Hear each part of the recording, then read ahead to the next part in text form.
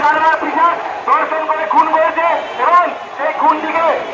আত্মহত্যা প্রমাণ করতে পুলিশ কোনো রকমের কোনো খামতি রাখেনি এবং তারা এটিকে একটি আত্মহত্যা বলে পরিচালিত করতে চায়। কিন্তু অখিল ভারতীয় বিদ্যার্থী পরিষদ আজকে এই অন্যায়ের বিরুদ্ধে, এই ইনজাস্টিসের বিরুদ্ধে জাস্টিস